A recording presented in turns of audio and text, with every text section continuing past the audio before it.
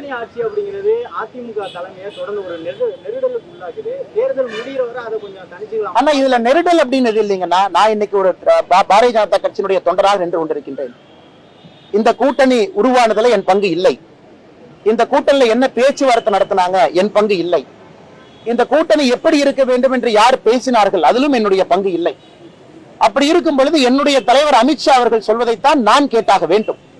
அவர் ஒரு முறை அல்ல, தினமலர் பத்திரிகையில, தினத்தந்தி பத்திரிகையில, இந்தியன் எக்ஸ்பிரஸ் பத்திரிகையில மிக தெளிவாக சொல்லிய பிறகு ஒரு தொண்டனாக என்னுடைய கருத்தை மாற்றிக்கொண்டு கூட்டணி ஆட்சி இல்லைன்னு நான் சொன்னா, நான் இந்த கட்சியில தொண்டனாக இருப்பதற்கு எனக்கு தகுதி இல்லைன்னு அர்த்தம். ஆனால் என்னை பொறுத்தவரை தலைவர்கள் பேசியிருக்கின்றார்கள், எனக்கு அதுல பங்கு இல்லை. ஆனா என்னுடைய தலைவர்கள் பேசியதை நான் தூக்கி பிடித்தாக வேண்டும். அவங்க பேசியிருக்கிறாங்க, நான் நம்புறேன்.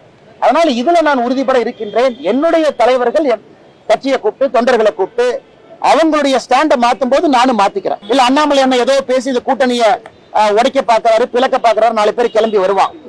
ஆனா என்னுடைய தலைவர் பேசிய கருத்தை நான் ஸ்டாண்ட் பண்ணலனா ஒரு பிஜேபி தொண்டனாக தலைவனாக இருப்பதற்கு தகுதி இல்லாத நபராக நான் இருக்கின்றேன் என்றுதான் பொருள்.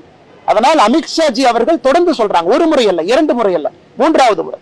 இதுல அதிமுகவுக்கு மாற்று கருத்து இருக்குன்னா கண்டிப்பா அவங்க அமித்ஷாஜியோட பேசலாம், கண்டிப்பா அவங்க பேசி ஒரு முடிவு எடுக்கலாம். ஆனா என்னுடைய தலைவர்கள் சொல்லாதவரை நான் எப்படி கட்சி எடுக்கக்கூடிய ஸ்டாண்ட்ல இருந்து பின்னாடி போக முடியும்? எல்லாமே புரிஞ்சுக்கணும். ஆனா தமிழகத்தை பொறுத்தவரை பாட்டாளி மக்கள் கட்சி தெளிவா வெளிப்படையா வெளியே வந்து சொல்றாங்க, கூட்டணி ஆட்சியில் இருப்ப நாங்க எது கஷ்டப்பட்டு வேலை பார்க்கணும்.